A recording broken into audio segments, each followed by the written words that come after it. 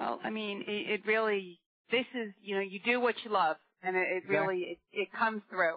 One of the things that I know people come in here quite a bit looking for, which is something you've got, people say, oh, well, my daughter is getting married, or my niece is getting married, or, my son is getting married. And they don't want to do a typical bride and groom sometimes. Right. Sometimes they want to do something a little different. Mm-hmm. So you have a fabulous one here I want to direct everybody to. If you go to under design and you go down to where it says wedding/baby, you've got the bride and groom, but you've got a great Mr. and Mrs. piece here. Right. That's been very popular. And once again, I keep my eyes on magazine racks, advertising, just TV, anything and everything, any type of media. And, I see that there on cable, there's programs about wedding dresses or Martha Stewart wedding magazines or wedding cake magazines. And, I go through card shops and I see all types of new and contemporary bridal themes. And so, again, it's sometimes you can spot a trend, sometimes you can't. So once again, I thought, there's got to be something to add to the whole wedding market as opposed to something that's really traditional. So I wanted to do something that's a little bit contemporary but still have maybe a foot in the past. So I chose to do that canvas because it's a very traditional font on the lettering, but I blew them up large so that it kind of gave a contemporary twist. And I kept the colors very neutral because I knew a lot of people, if they were going to stitch to the bride's colors, they would they'll probably go one extreme or the other. It's usually very pastel or very hard colors. So I tried to strike the middle so that you could really stitch either way, either color of the spectrum, and not have to worry about how the canvas was painted. Well, the canvas is fabulous. So anybody out there who is looking for, just that perfect piece, this might be it. Again, we just want to remind everybody that, if you happen to be at work right now and you're listening, but you can't really get on the website because, your boss is looking over your shoulder. I mean, it's Monday afternoon. I understand that.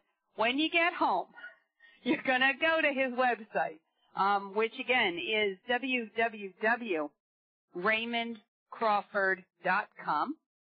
That's RAYMOND Crawford.com.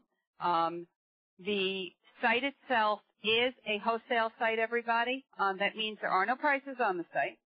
So what you're going to do is you're going to take that pad, that yellow pad that I keep telling everybody to keep next to the computer, okay? And you're going to write down all those canvases that you want to get. And you're either going to, call us here at the shop, or you're going to go call that local needlepoint shop that you spend all your money at, and you're going to tell them, I want these canvases. They're great. A lot of the canvases, Raymond, which is what I like about them, is they're not huge. Right. A lot of these canvases are small. They're doable. Right. I've tried to keep a lot of sizes around 5x5 or 6x6. Not to say that I don't have large canvases, because I do. Right. But I've tried to keep it to a very doable size so you don't get bored, that you know that you'll be able to complete the project in time. And like I said, I do have some large canvases, but more often than not, I would say 70% of the line is around 5x5, 6x6. Well, the good news for us stitchers out there, it means that, if we like 5 or 6 or 7 of them, we don't feel so bad when we buy them because they're small. Right. You don't just buy one canvas and say, well, this is going to take me a year to stitch. You buy a bunch of little ones. Right. You're going to keep one for the car, one for travel, one for the doctor's office, one for your favorite stitching chair. you could just spread them around, and this way you'll all finish them at the same time. Raymond, you will see stitchers, stitch everywhere. That's a good thing. If there is a place to go with the canvas, we go there. And the nice thing about, pieces that are small is they do travel well. Right. But, like I said, I purposely trying to keep them doable, because I know in today's society people, either they're on the subway car, they're on the train, they're in their own automobile, they're at the traffic light, or like you said, they're at the desk or in the doctor's office, and you don't need to unroll a 2-foot by 3-foot rug in those particular scenarios. So I've tried to keep them doable, and also my attention span is so that I want to design something and move on to something, fun after getting that one done. I don't want to spend too much time on a huge canvas. Well, they are terrific, Raymond. They are wonderful. Everybody, go to his site, take a look at them. But before we run out of time, Raymond, we have 3 minutes left, and we have to talk about the contest, because what's going to happen if I run into the last minute and a half and I start speaking so quick nobody can understand me. Okay. Last week, Raymond, we spoke to a great guest. We spoke to Debbie Rowley, who we talked about a little bit earlier, and she's from Debbie's Designs. And, guys, I'll give her website one more time. It's www.debbesdesigns.com. And Debbie does some wonderful counted designs. She doesn't paint the canvas like you do, Raymond. Hers are mostly worked out of charts and books. And one of her newer designs, called Tahiti Triangles, she has generously donated, along with an entire box of different stitching items created by Arkansas Cares, her charity. So, Raymond, I need you to pick a number between 1 and 11. Let's go with number 7. Number 7. Okay.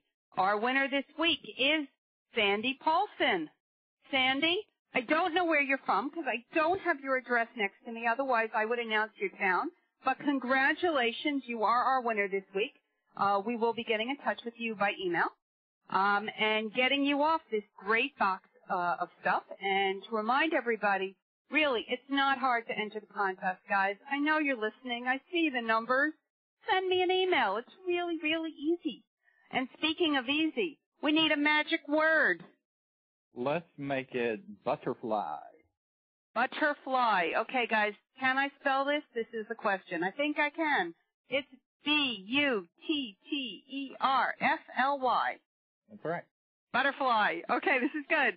So, guys, you're going to send me an email to contest@gonestitching.net. Put the word butterfly in the header or in the first line of the email to enter yourself into the contest. Have until midnight this Sunday to enter for any of you listening to us on iTunes. Can we say what the winner is going to get, Raymond? How about a box of butterflies? A box of butterflies from Raymond Crawford. Guys, this is a really, really good contest. I know I say that every week, but this is a really great contest. So enter it in. Send me an email to win this great prize. Raymond, we want to thank you so much for coming on today. Thank you for having me. We appreciate I enjoyed it. taking time out of your busy day to speak with us. And I really enjoyed it. Everybody out there, thank you again for listening to us. And we will be on next Monday, same time, 2 o'clock New York time. And until then, when they ask where you've been, tell them you've gone stitching.